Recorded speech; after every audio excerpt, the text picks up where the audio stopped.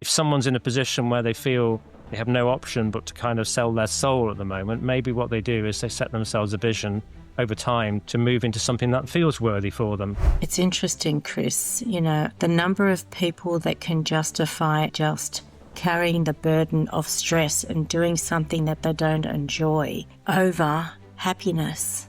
Then there are moments of stress which start to make them kind of question. And the big thing is, how do we then get our egos out of the way and actually surrender to it? People are actually saying, Gen Z and the millennials are entitled. Well, I'm actually experiencing something different. 3 young graduates approached me and they said, Chris, could you recommend any companies that would make us better people? This is Let's Pay Attention, Hacking Consciousness. I'm Kathy DeMarcos. Let's explore what it means to lead, live, and listen with intention. Well, hello everyone, and welcome to Let's Pay Attention. And I have to tell you that on today's episode, I've really got somebody very special. It's Chris Cooper, and let me give you a little bit of insight before I really tell you about him. But I had the pleasure of being introduced to Chris through another mutual friend. And when you get to know Chris, there's just so much more than what he's given me in his bio. The reality is that he's a genuine heart-centered individual who has got such a big mission. And the reality is that what he's really doing, I don't really know that he understands the impact that he's making yet. So let's do a real introduction. So Chris Cooper is actually the founder of the Elevation Collective. It's an international community that he's actually built, which is actually heart-led leaders and change makers who are actually committed to amplifying positive impact. He's also the host of the Business Elevation Show, one of the world's longest-running business podcasts, broadcasting weekly since 2011 to listeners in over 50 countries. Through Chris Cooper's Business Elevation, he works as a respected people consultant, behavioural strategist, mentor, coach, and speaker.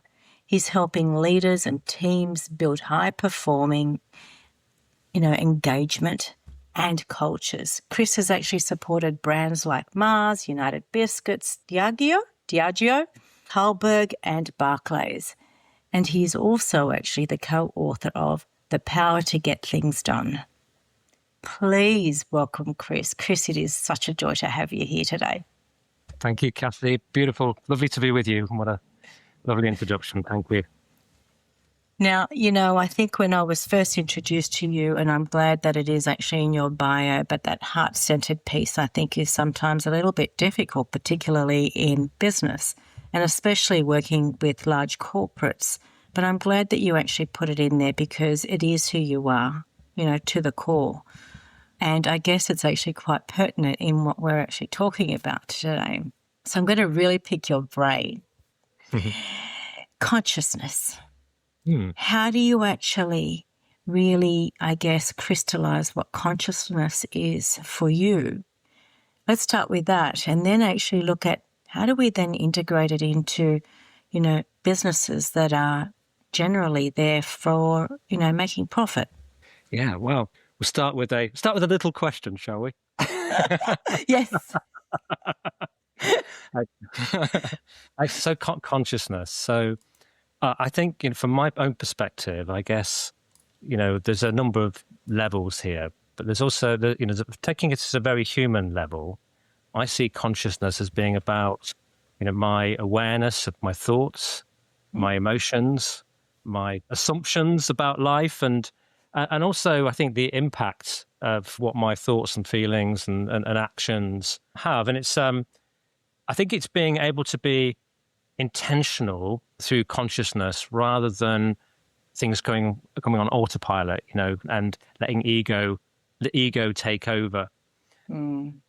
I also think there's something, I don't come from any kind of a religious background, so this is not for me a religious point, but as I got older, I've become much more aware of the way that, intelligence is linked through nature, through the way the universe is organized. So this is a really big topic. I don't have all the answers to this, but what I see is something much deeper and much wider than an individual. And I know you're very good at this and very focused on this, but it's that ability to, maybe through our intuition, to kind of tap into a consciousness that's bigger than ourselves. I suppose as I've got more older, I've become, really aware of that, about staying open-minded to it and sitting with it, not needing to know all of the answers and to understand it. But actually, I have many kind of experiences where if I stay open to that, I might get answers and support that help me and are far more powerful than being driven by my ego. Does that make any kind of sense? You actually raise, several points there that I think are really important. One is actually, being open to and staying, curious around the unknown. And I think that often actually prevents us from exploring, I'm going to call it the potential. And when we do that, you're so right, and my experience has been is that things just land. There's no logic, reason. No. There was something that really hit me. Many years ago, I read a book. I think it's called The Power of Decision by Charles Barker. And what he said in that book was that ideas are looking for a home. And I, as much as you're seeking them, and it was quite interesting. I sort of started to see ideas as actually something that were, once I have some vision, some direction about where I'm heading, just noticing what comes up. And it's almost as those ideas, have a life of their own, and they're seeking somebody or something to turn them into reality. And so I that was a real kind of interesting thought for me, actually, was, actually, maybe if an idea is coming to me, maybe it's coming to me because for a reason.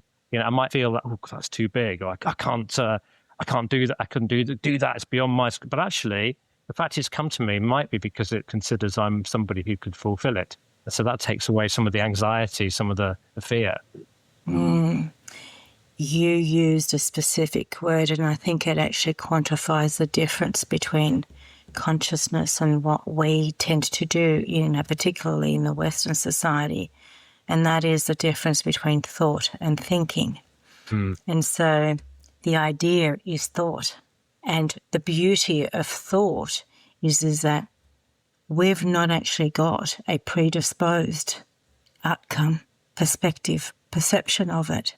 But when we default into thinking, we're drawing on what is already known, and that's what keeps us in the loop. Yeah. So, you've actually shared that you have done some incredible work with some rather large corporations. How is it that you now, look at the way that you might engage today based on what perhaps you actually understood on consciousness or intuition, 5 years ago, even maybe 12 months ago? There's a few points here, but I guess the big one for me that has really come to clarity over the last 5 years is that a lot of the work that I do is about energy and the flow of that energy. And that's been a shift for me, because actually what I've been doing for many, many years is I've been helping companies understand their team dynamics, understand their cultures. And the reality is that when it all comes down to it, I walk into an organization. I remember doing this with a really big bank, and I could feel the energy was just completely sapping. And interestingly, I walked down to a big open plan office, and as I walked, everybody had their back to me. But as I walked past, just like everybody seemed to turn to look at me. And I'd come out of doing a workshop, and I was, I had a high level of energy because it had gone very well, and it was very deep and meaningful. And so I realized that ability of your energy makes a huge impact to, bringing people together, to building momentum, to understanding and picking out those people who are going through challenges and through issues. So I would say, that is something, and it's just interesting, even today, I might go into play and I've never thought about that before. You think, and it's fairly Yeah. obvious, Do you just realize, I was in that meeting with you and you've actually just left everybody feeling decimated. Did you really need to do that? And how's that going to impact the results that you want to achieve? Yeah. I think that's really important. And there's also, I suppose, a more fundamental issue, which I probably, there's certain categories that I stay away from now that I wouldn't previously, because if I think about when I was left university, I was helping companies sell more photocopiers, sell more polluting vehicles. I spent 7 years in a confectionery firm. And interestingly, in those 7 years, I had no fillings when I went in. I came out with 7. I do like a bit of confectionery, but that tells me something. And then I worked for companies who were selling alcohol. And I think what I'm mindful of is that the whole system is set up to sell products often that don't help our well-being, help our health, don't help the climate. And therefore, that leads to some interesting choices, really. And then you've got that balance, haven't you? Because we all need to earn money. We need to feed our families. And so, there's an interesting balance there. And you raise such, a valid point in respect to understanding where you want to position yourself. That energy piece, I often talk about money being energy. And so where we receive it from is ultimately actually going to affect the flow of where it actually lands. And so to your point, I too made a very conscious decision several years ago that the ethics behind what sits in any organisation will actually, either say yes to me, that I will actually engage and I will help support, facilitate, grow that business, or no, because it's not for me. But at the end of the day, we all do need to earn an income.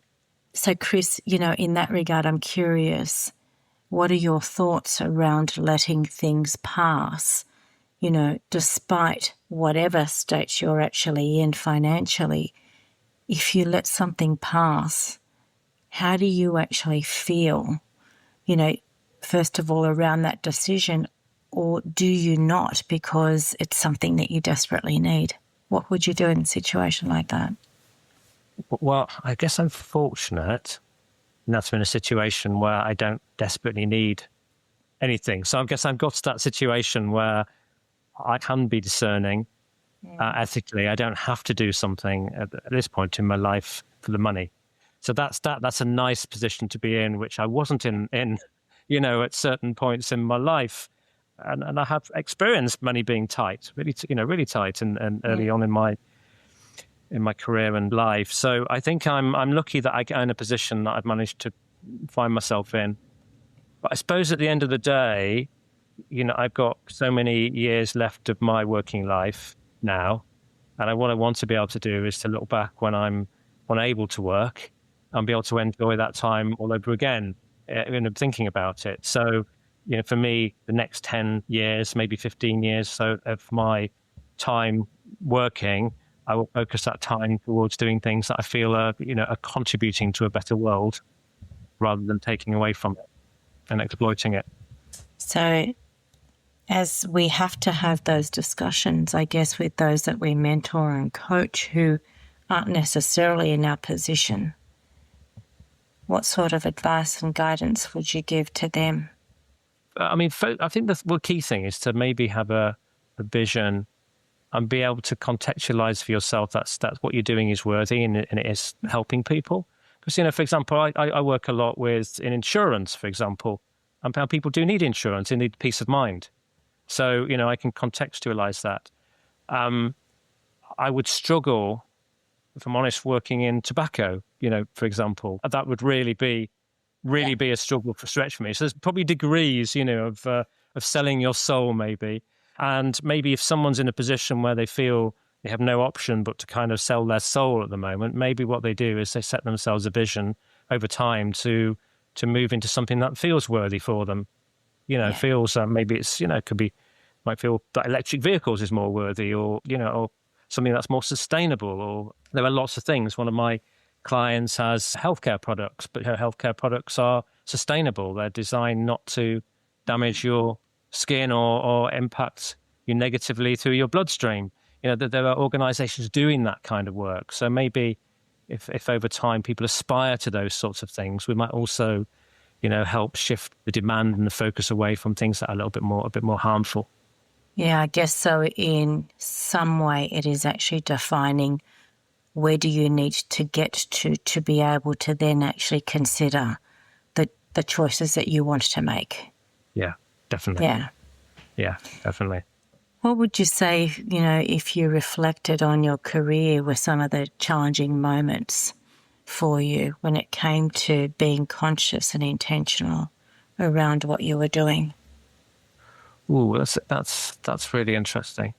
The big one for me was setting up my first consultancy, and I set that up with three partners. We set that up together, and after 3 years, we were doing incredibly well for three years. We were turning over several million pounds of turnover. We had 25 consultants on the books, some of those full time, some of those part time. We were really looking at an organisation's spend, and we were based upon a percentage of saving. We were renegotiating our contracts for them, and I think what was a big challenge for me was actually personally was that the work was stressful, and sometimes it felt worthy, sometimes it didn't. But I was feeling very drawn to helping people more, and evolving and developing people. I'd loved it when I'd led international teams in a previous company, and I also was not at home. I was away 3-4 nights a week. I was traveling a lot. I was coming home stressed. We just had our first child, and I made a huge decision. I decided that I wanted to be around for my kids growing up, and I wanted to do work that I felt was really worthy, and therefore, I made a big decision, and I exited the company, sold a little bit of the equity that I had in it to my partners, and I left, and then thought, what am I going to do next? Yeah. And that was a big situation and spell in my life, which I admit was also a stressful one. But ultimately, and people, my parents, for example, they came from kind of a working family. My dad was a steel worker. They'd helped me through university. I was the first one to go, and it's like, what on earth has he done? He's throwing all of this away. He had all these corporate jobs with all these exciting companies, and he's thrown it all away. And they was asking him, what's he doing? Well, he seems to be tapping on his keyboard in his office. What's he doing? How's he going to make a living? It caused stress that I hadn't anticipated. But one thing my wife said when somebody said to her, a family relative, you married a high-earning executive. How do you feel now? He's thrown it all away. And she said, but he's happy. Yeah. So that was a particular moment in my life, I guess. It's interesting, Chris, the number of people that can justify actually just carrying the burden of stress and doing something that they don't enjoy over happiness. At the end of the day, if you don't have joy in what you do, well, we know the implications, it's health, but we really need to reach a crisis point where something happens seriously for us to go, oh my gosh, if I don't have my health, I've got nothing. Absolutely. And it makes you, when you have those moments with your health, because I had them a few years ago and had a couple of surgeries that failed and nearly didn't make it through on one of them. And for me, that's actually given me even more energy to use my time well. Yeah. And to work in areas and support initiatives and support people who are doing good things. And you'll realize this, Kathy, I've been fortunate. I've done 625 interviews now, so I've done on a few. And I meet so many people who are doing good things, contributing to positive things. And you look at the narrative at the moment and it feels very dark and gloomy because those don't get the attention. So, what I realize is that actually there's a lot of good out there, and there's a lot of people really working very hard to contribute to improving the situation across the world. And that needs to give us hope. And that's why I want to spend my time, highlighting and supporting people who are doing good and trying to help us through this metamorphosis that we're going through right now. Right. And I think it's a better way to see it than chaos. Yeah, you're so right. I think what's interesting is that it's not the loud voice that is actually taking action. It's the quiet voice that's sitting behind the scenes and just chipping away. But that chipping away is also actually building an entire new network. And that network is all actually, coming back to the collective, and it's a consciousness for the good of the whole. And you're right, not everybody actually sees that because actually we don't need to be seen, and that's what you've actually done too. You've curated an incredible network of incredible people that are very focused on making a difference in the world, not for tomorrow, but for years that, none of us will actually be around for. Yeah, it's extraordinary. I love it. One of the things that I've actually, I guess, come across, and I'm curious, in the work that you do as well, I guess corporates really actually need that rigor, that structure, the statistics. And you very eloquently said that, it's our actual energy that shifts things. And so sitting in a room, particularly when you're originally actually, being engaged or being interviewed to be engaged, and you share that sort of thing, what sort of resistance, if you receive resistance, do you get? Or, how do you navigate around that when we actually know energetically that's what transpires? We can raise frequency and, just as neuroscience have actually shown us, negative people in the room actually drop the capacity of everybody else in the room. Yeah. I'm going to got into a situation fairly recently with a client organisation. The board was really falling out, really struggling, and there was a lot of tension. So I had to kind of mediate. I've been having these conversations with them about energy, and they haven't been fully getting it. And I think in that journey, they've had to go through that pain to learn. And, my views, actually, this is a great opportunity for you. And you talked about quietness. And I think, intuition is actually, you have to have moments of quiet to tap into it. And what I've had to try and do with them is to help them to find quiet space to go into their intuition and also appreciate that the situation that they're causing, that they're not happy with, the results that they're not getting, particularly with each other, is actually a consequence of them and their behavior. And I've had to hold up a mirror to each of them and not let them off the hook. And we had a very explosive situation, which was challenging to manage for all of us. And before that explosive situation happened, twice I'd said to that person, you need to get out of here. You need to go for a good walk before you say what you want to say, and breathe. And he didn't do it. Oh, wow. And he's experienced the consequences of that now. And they were quite significant. But the good news from that is he now gets it.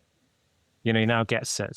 So you can take a horse to water, but you can't always make them drink. But what you can do, I suppose, is be clever around that situation and help them. Because there's a consciousness shift. People go through a cycle, don't they? Through actually feeling, internally focused. It's all around them. And then there are moments of stress, which start to make them kind of question. And the big thing is, how do we then get our egos out of the way and actually surrender to it? There's one of my clients, actually, Dr. Laurie Layden's got a brilliant 5-step process for this. And she talks about that, about surrender.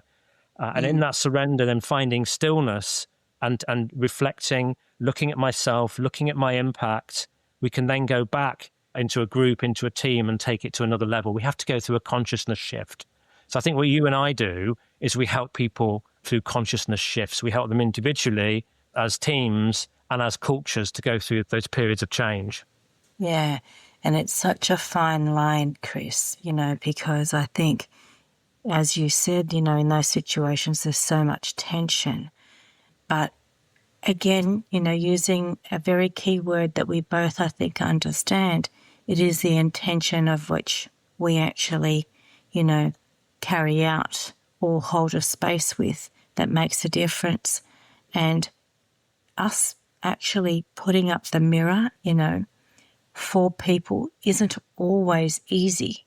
But if we don't, then it's actually, almost neglect on our part, because nothing will actually shift. So I know that many people would actually find that really challenging, It's those situations that people tend to walk away from rather than actually to sit in that space with discomfort and just have a very genuine, respectful conversation of, do you think that this is something else that's possible? Yeah. Sometimes you have to know when to lean into a situation. If someone's paying you money and you're not doing that, actually you're stealing from them, in my view. Yeah. If at the end of the day, the worst things happen, it's not happened to me yet, but if the worst thing happened and you got fired, you move on. But at least what you've done is you've done your very best for them, as long as you're doing it for them and not for you. So I think you have to lean in, and you also have to be prepared at some times that you might not always be liked. Yes. Yes. Do you know, I think just in listening to what you've just said now, it also actually ensures that you uphold your own integrity, and if that individual, that company doesn't actually recognise the intention of which, you've taken certain actions, they may not then, and you may not have a favourable outcome because they, sever the contract. But I can assure you at some stage down the track, they'll be able to come back. And that then just leaves your actual integrity at a much heightened state. Yeah. Yeah. So do you think that there's actually a difference in the nuance of whether you're actually sitting, in a particular organisation with a particular gender, culture, industry, when it actually comes to consciousness and their ability to actually transition or transform into that sort of way of doing business and living? I think there are certain organisations that I've come across in sectors, and I worked for Mars for a number of years, and they were very good at it. They're very, very good at really helping to push the consciousness of their people in certain ways. I did sort of question a little bit about selling huge volumes of confectionery, but I think they're a fabulous company to be a part of and a fabulous part of my journey. So they're companies who do kind of get it. I think the ones that often don't get it are often the ones that are run by very logical, very financially driven, very outcome-driven leaders. So they struggle with that. They struggle with the ability to connect, build momentum. They can be more authoritarian. There can be more fear. There's less psychological safety. So, so those kinds of organizations really, really struggle. I worked with a big bank and remember doing a program with them around rapport building and engaging. And I was dealing with people who were, managing multi-million pounds portfolios for their clients, but they were probably, maybe themselves earning £40,000 at the time or £50,000 a year, something like that. So, they had that real difference. So I worked with them and we did this set of programs with them, and I had to sit with 8 people evaluating afterwards the program that I did, and it scores 95%, which is unprecedented in the company. And in those situations, the amount of people that cried, they just found themselves with a place to, release, was just incredible. And they came out full of energy, but the board was still run by very financially driven people. And the response in the end was, it got great results, but we can't see the financial return on investment from this in terms of pounds and pence. And I believe they've changed the leadership there and they're a bit more aware now. But I thought, what a shame, because you just saw those people shift and just be so grateful for a space to release, to open up and to learn how to engage. And I've just found at the time that really sad. I think that when we've actually got particularly public listed companies that are actually driven by fiscal, outcomes, it is a challenge because it's almost part of the mandate. And even if there is, a shift in a mission statement, it doesn't mean that it's actually lived. And that's where I think that there is incongruency and especially with a younger generation coming through, they're looking for that. And so, whilst people are actually saying, Gen Z and the millennials are entitled, well, I'm actually experiencing something different. They're looking for genuine purpose. Yeah. They want to contribute to something bigger. Is that your experience? Well, I did come off a stage once after speaking, and 3 young graduates approached me and they said, Chris, could you recommend any companies that would make us better people? And And I thought, what a great question. No one's asked me that before. So I think there is that. And I meet young people who are really motivated, really inspired.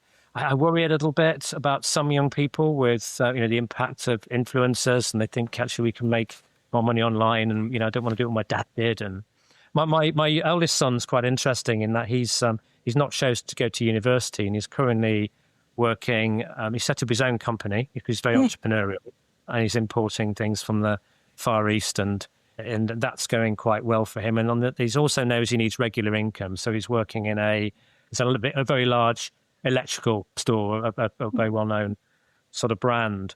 And he doesn't want a job like his dad had, and he was very negative about it all. But actually, he's got into the company. He's really enjoying it. Dad, there's really nice people here. It's really, it's actually really good. It's really good fun, and the boss is people really like him. So that's really interesting because there's a different perception. Because I had, I may not have always been selling products and into companies, and I had a job once which had a role partly overseeing. It was all the service into 5,500 pubs and restaurants. But actually, I also had some really good times in my career in organizations, and I learned a lot and I grew a lot. So it's not all negative out there. There is some great places to work, no doubt. Still, give you great experiences. And I got to travel. I got to, like you do a lot, I got to work with different cultures, and great grounding for what I'm doing now, and a great way to appreciate, because you can help more when you've been in those situations yourself. Right. Chris, I guess, one of the things that always actually comes to mind, how do we actually help those that are working, especially, real senior leadership, whether it's on board or CEO, C-suite, that actually understand the level of consciousness, but it's not actually condoned or encouraged within their workplace, and so therefore they tend to shy it away. What advice would you give them? Yeah, I think maybe for their sanity, maybe they might consider. They might be considering their career anyway and their fit if they are struggling with consciousness. But actually, there were also there's organization groups, and I know I just had this small one in the Elevation Collective. So there's lots of things for people in their countries, their areas. But actually joining something and joining a community that does have that level of consciousness is really, really helpful. So, one of my members has got a very senior position, and I think they do have a consciousness in their company, but actually she's able to talk about in our community another level of consciousness. And it's actually leading to some really, really remarkable things for her. And she's making remarkable contributions. But she's done a little bit of pivot. So she's actually working on some things outside of the workplace, which will have a huge impact for her and for others in a highly conscious way. So I think for your sanity level, if you're in that situation, you can't change it. I do think you can start to shift things one conversation at a time. We could start to make it part of your mission to help elevate the consciousness in an organization. Maybe you're in the right place because you're needed. You're there. If ideas come to you, maybe you're there for a reason. But also you can get your sanity from being part of organizations group that are highly conscious, I think. Such a valid point, Chris, because I think, we all actually have that outside of our commercial world. And it's those conversations that absolutely go deep. And that's where you then actually form different connections. It's almost like that ripple effect, right? Which is how you and I actually met, through one person leading into another, and that actual vibration just continues. And that is the quiet work, I guess, that many people don't see, and so don't often actually explore what else is possible. So I just want anybody who's actually listening to this, the forums that Chris does actually, have, the Elevation Collection, it is just a group of incredible human beings. So anybody who's wanting to explore that is a forum, that's open. So please actually make sure that you have a look at what Chris actually has available. And one last question, Chris, I'm going to ask. There will be various people undoubtedly that are going to listen to this podcast. what is it that you would like them to take away? It is probably one thing that they could immediately work on. Just notice when you go into a room, when you go into a space, notice your level of energy and notice the impact that your energy has on that group. So I think, a lovely thing, what I try and do is I see every situation that I go through is like I'm going through from one room into another. So I'm going through a threshold, like a doorway. So, this conversation with you, it's 8 o'clock in the morning, or it's a little bit later than that now. But what I had to make sure was that I'm in a good place and a good energy for this conversation, even though it's so early. You do work at 4 a.m. in the morning, being in Sydney. I know that to communicate with the rest of us, but you've got to get yourself into a good state. And what you want to do is bring the best of you. So notice you're going into a meeting. That's another. You need to make sure your energy is in a good place. And notice that energy around you. In the morning, when you walk into the office, notice the energy. Notice where it's lacking. Ask people how they are and check their body language. Because you might have to work on one or two people who are doing significant things for you, are getting results. Maybe they're going into a big negotiation. Maybe they're dealing with your suppliers. Maybe they're going to talk to a new customer. If they're flat, it's not going to get the results that you might want them to. So work with energy, notice yours, cultivate it. If you've got to go for a walk or run before work to get yourself into that state, or meditate, do that. Whatever works for you, read something positive, but really focus on energy and the energy in the room. And you will notice that you will have better days when you do that and you'll get better results. I love that. Chris, I think what you've actually shared with the audience is something that it's tangible, it's easy, it can be done anywhere. And the biggest thing is that it does make a difference. So I love that. Thank you. Is there anything else that comes to mind as we actually wrap up, Chris? I suppose my final thought is to be mindful and think about the outcomes, of what you're working on.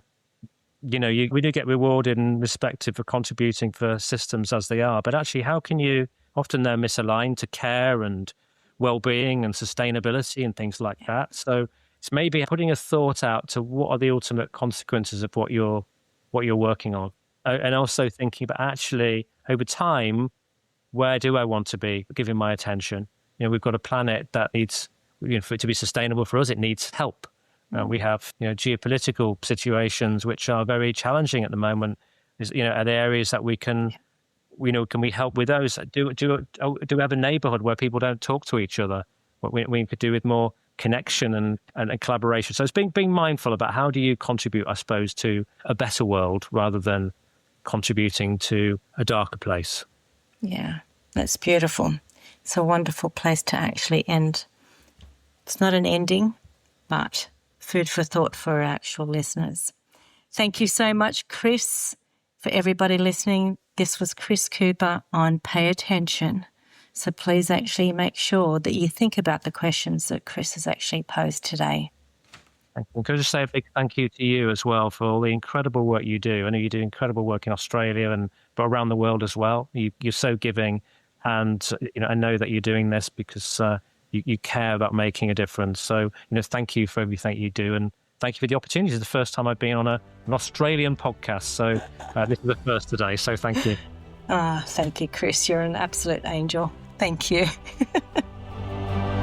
This was Let's Pay Attention, Hacking Consciousness. Stay awake, lead with heart, be bold enough to listen deeply. I'm Kathy DeMarcos. Until next time, be the impact.